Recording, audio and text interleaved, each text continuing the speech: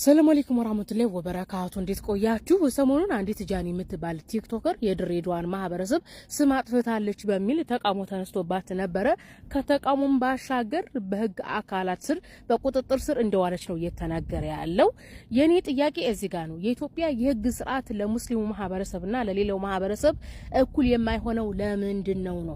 ምክንያቱም በተለያየ ጊዜ የተለያዩ አካላቶች በእስልምና ሃይማኖት ላይ የመብት ጥሰት ሲያደርሱ የህግ ስርዓቱ በቁጥጥር ስር አያውላቸውም።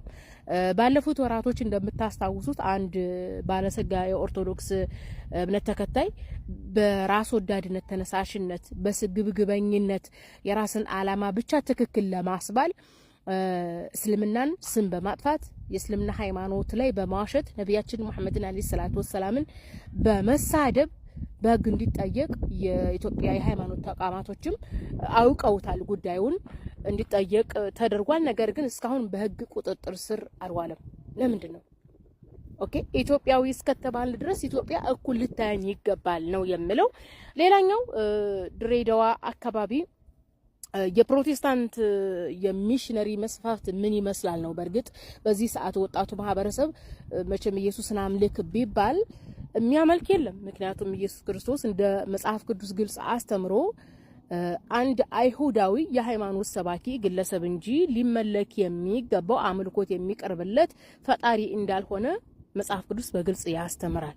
እኔ ግን ማስተላለፍ የምፈልገው ምንድነው የድሬዳዋ ማህበረሰብ እንደሚታወቀው የሚረዳዳ የሚተጋገዝ ነውና ድሃውን የቲሙን ጠይቁ፣ ድሃና የቲም አትርሱ ለማለት ነው። ይሄን ያልኩበት ምክንያት ምንድነው? ከአሁን በፊት አንዲት የድሬዳዋ ልጅ አንዳንድ ችግርተኛ እናቶችን ልጆቻችሁን አስቤዛ እየከፈልን እናሳድግላችኋለን፣ ነገር ግን ሲያድጉ ፕሮቴስታንት ነው የሚሆኑት የተባሉ አሉ ብላ ነግራኛለች። ይሄንን እንደውም እነ እህታሲያ ቤት ተናግሬ እህታሲያ ራሱ እንትና ከፍታለች መረዳዳት ድርጅት እንትን ብላለች። እሷም ከመቀላቀል በአካባቢው የሚገኙትን ድሆችን እርዱ። ዛሬ ድሃን ማንረዳ ከሆነ ነገ ጠላታችን ነው የሚሆኑት። ኢትዮጵያ ውስጥ ያለው የፕሮቴስታንት ስርጭት ምን እንደሚመስል ያያችሁ ነው። የፕሮቴስታንት ስርጭት የበዛበት አካባቢ ላይ አናሳው ማህበረሰብ እየተበደለ እየተጨቆነ መብቱን በግልጽ ወይም መብቱን በነጻነት ሃይማኖቱን በነጻነት የማይገልጽበት ደረጃ እየተደረሰ ስለሆነ ፕሮቴስታንት ታሪኩ ምንድነው፣ ዶክትሪኑ ምንድነው የሚለው ወጣቱ አውቆ ተተኪ ትውልድ አውቆ ራሱን የሚጠብቅበት ሁኔታ ነው ያሁኑ ጊዜ ማለት ነው። ይሄ ነው ዋና መልእክቴ ለድሬዳዋ ማህበረሰብ። ሃይማኖት የግል ሀገር የጋራ ነው። ነገር ግን እኔ ማጆሪቲ ሆኛለሁኝና የኔ ማጆሪቲ ተቀበል፣ እምነትን ብሔርህን በነጻነት መግለጽ አትችልም የሚል ጽንፈኛ ለትውልድ ስለማያስፈልግ ትውልድ ይዳን፣ የፕሮቴስታንት ምንነት ይታወቅ የሚል መልእክት ነው ያለኝ።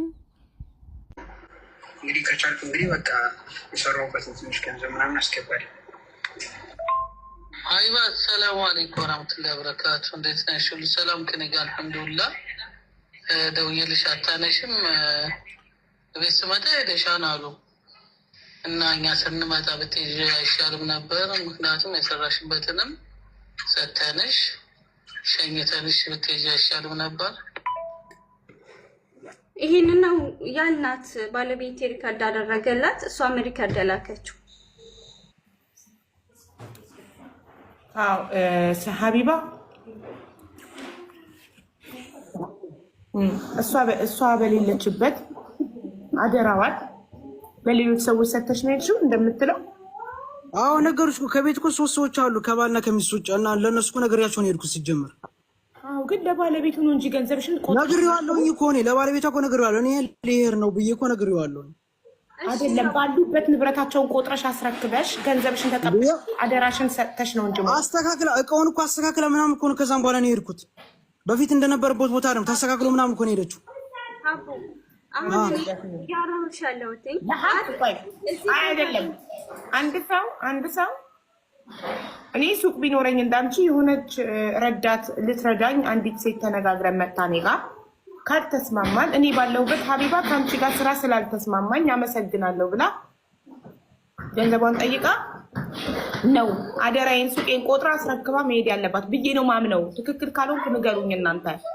እኔ ተናግሬያለሁ፣ ያንን ሁሉ ተናግሬያለሁ። ሲጀምር ተናግሬያለሁ። ሲጀምር ያለው እኔ የማምንበት ሜቢ አስተሳሰብ ትክክል ላይሆን ይችላል። እኔ ያሰብኩት ለባለቤቱ ለቀጠረኝ አካል ከኔ ጋር ተደራድሮ ስራ ለቀጠረኝ አካል አበሻ ስለሆነን እርስ በርስ መናናቅ የለብን። ባይዘው አረብ ቢሆን እንደዚህ እናደርጋለን። የቀጠረን አረብ ቢሆን ስራው ካልተስማማን ሴትዮዋ እስክትመጣ ጠብቀን እንኪ ንብረትሽን ብለን ቆጥረን አስረክበን ገንዘቤን አምጪ የሰራሁበትን ብለን ተረክበን ነው የምንወጣው አይደል? አንድ ሰው የገዛ ዜጋችን ስለሆነ ልንንቀውና በሌለበት ሱቁን ጥለን ልንወጣ አይገባም። እነዛ አብረው የሚኖሩ ሰዎች አያገባቸውም። እነሱ አልቀጠሩኝም። ደሞዜ የምጠይቀው እሷን ነው። ደሞዜን እሷን እስከምጠይቃት ድረስ አሁን ደሞዝ እንደዛ ከሆነ ብሬን ለምን እነዛን ሰዎች አልጠይቅም? ብሬን እነዛ ቤት ውስጥ የሚኖሩ ሰዎች ንብረቱን ትቼላቸው ወጣው ሰው እነሱን ለምን አልጠይቃቸው? ደሞዜን እሷን የምጠይቅበት ምክንያት እሷ ስለቀጠረችኝ ነው አይደል? ከሷ ጋር ተነጋግሬን የተቀጠርኩት። ስለዚህ የቀጠረችኝ ሴትዮ ስራው ካልተመቸኝ ስራው ስላልተመቸኝ 5 ቀን ሰርቼ ልሻለሁ 5 ቀን የሰራሁበትን አምጪ ብዬ ተረክቤ ገንዘቤን ይኸው እንቺ ቃል ብዬ አስረክቤ ቤት የምወጣው እንጂ በሌለችበት ጥዬ መውጣቴ ትክክል ነው? እኔ በማስበው አስተሳሰብ ለእኔ ትክክል አለ። እኔ ላይም ቢደረግ ይሄ ደስ አይለኝም። ሌላም ሰው ላይ እኔ ተቀጣሪ ቢሆን አላደርግም። ለራሱ ንብረቱን ሳላስረክበው በፍጹም። ምክንያቱም ነገ የሆነ ነገር ጠፍቶኛለን ብሎ እኔ ላይ ክስ እንዲመጣ አልፈልግም። ንብረቱን ቆጥር ይኸው የሰጠከኝ ንብረት እንካ ሱቅህን እንካ ቤትህን ብዬ አስረክቤ ነው ጥዬ መውጣው። በሌለበት አዶ ይሄ ትክክል አይደለም። ግብረታለሁ የምትለው ደግሞ እኔ ማታ ደብሯት ሳይ ለምሳሌ ላይቭ ገብታ ነበርና ሱቅ ሆና ላይቭ ገብታ በመሀል እየዘጋች እየወጣች ስልክ ታወራለች፣ ደግሞ እየገባች እየወጣች ስልክ ታወራለች። እና ጧትም በተመሳሳይ ደብሯት ሳይ ሀቡ ምን ሆነሽ ነው ብዬ አሁን ቅድም ያልኩሽን ነገር በቃ የሚስተካከል ነገር እንኳን ካለ ምን ሆነሽ ነው ምን ተነጋግረን ጨርሰን ወላሂ ተስማምተን 8 ቀን ካልሆነሽ እኔ ሌላ ስራ እፈልግልሻለሁ ብያት ተስማምተን ሰላም ተባብለን ነው እኔ ሌላ ስራ ሄድኩት። በዛን ቅስፋት ሄደችው ማለት ነው። ኧረ እውነትሽን ነው። እንደዛ ነው የምታስቢው አንቺ። ሲጀመር ደግሞ ይኸውልሽ ተረጋጊ። አይደለም አዳምጪ። ትክክል ነሽ። ላይቭ ላይ ሆኜ ስልክ ሲደወልብኝ ነበር። ማን የደወለው? ኮርት ነበር ሲደውልኝ ነበር። ፍርድ ቤቶች እየደወሉልኝ ነበረ። በዛን ሰዓት ላይ ኦፍኮርስ ስልክ አንስቼ አወራለሁ። ለምን? የህይወት ጉዳይ ያለው ከነሱ ጋር ነው። ጁጁም ታውቃለች። ከኮርት ጋር ነው ያለኝ ግንኙነት። ሲጀምር ከነሱ ጋር ነው ስደውል ያሆነ ነበር። እንደገና ደግሞ አዳምጪ። ምንድን ነው ያልሽኝ ደግሞ? አጋጣሚ ላይቭ ላይ ሆኜ ዕቃ እየሸጥኩ እያለ የሆነች ልጅ መጣ። እየቀለደች እና እየተጫወተች ነበረ። አትቀልጂ፣ ቀልዱን ተይውና ስራሽን ስሪ። ሲጀመር ቀልድ ካልተቀለደና ካልተጫወተ እንዴት ነው ስራ የምትሰሪው? ሁልጊዜ ቀጥታ ወደ ስራ ነው እንደ የምትገቢ? አይሆንም እኮ። እሺ እኔ እኮ አንቺ ችግር ካለብሽ ኢትስ ኦኬ መጥተሽ ተናግረሽ ያነቀው ማስተካከል ወደ መፍትሄው ይሄዳው። ይኸውላችሁ እንደ አሰሪ የምከፍልሽ ከሆነ ደሞዝ እኔ አሁን እሷ ብትቀጥረኝ እኔ ቀልድና ጨዋታ ማበዛ ከሆነ ቀልድና ጨዋታውን ስራው ላይ ትኩረት አድርጊ ብትለኝ ትክክል ናት። አሰሪ ናት። ኢትዮጵያዊ ስለሆነች አልንቃትም። የምትከፍለኝ ድርሃም አረብም ቢቀጥረኝ ድርሃም ነው የሚከፍለኝ፣ ሀበሻም ቢቀጥረኝ ድርሃም ነው የሚከፍለኝ። ግን እኛ ሀበሾች ስንባል እርስ በርስ ስለምንናናቅ አበሻን አሰሪ እንንቃለን። ይህ የእኛ ባህሪ ነው፣ የእኛ የኢትዮጵያኖች ባህሪ ነው። የራሳችንን ሰው በጣም እንንቃለን፣ የታወቀ ነው እንጂ አረብ አሰሪ ቀልድሽን ትተሽ ስራሽን ስሪ ብትለኝ ለምን አልሽኝ አልላትም። እውነቷን ነው። ትከፍለኛለች ደሞዝ።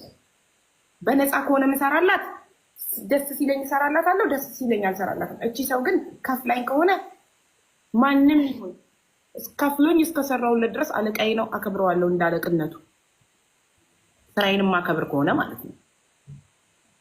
የሰሚራ የአንቺ ጥፋት ደግሞ እስካሁን ድረስ ለምን ብሯን አልከፈልሻትም? ይህ ነገር ጥፋት ንብረትሽን ሳታስረክብሽ መሄዷ ትክክል አይደለም። ንብረቷን እኮ ሳላስረክባት የሚሄደው የሚባለው ነገር ቢኖር ባልና ሚስቶቿ ወጣው ከቤት እኔ ብቻ በሆን ኑሮ ኦፍኮርስ የኔ ጥፋት ነበር። ግን ደግሞ ከእሷ ጋር የሚኖሩ 3 ሰዎች ነበሩ። ለምን እሷን ትጠይቂያለሽ? እነሱን እንደሷ ከቆጠርሻል ነግሬያታለሁ። መጀመሪያ ለእሱም ነግሬዋለሁ። አይመቸኝም ልሄድ ነው ብዬዋለሁ። ባሉበት አስረክበሽ ነግሬያለሁ። እኔ ልሄድ ነው ብዬ ተናግሬያለሁ። ሲጀመር ሀቢባ ተረጋግተሽ አውሪ። ምንም የሚያስጮህ ነገር የለም። ሰውነሽ መሳሳት ያለሽ እዚህ ላይ የመጣሁት አንቺ ቤት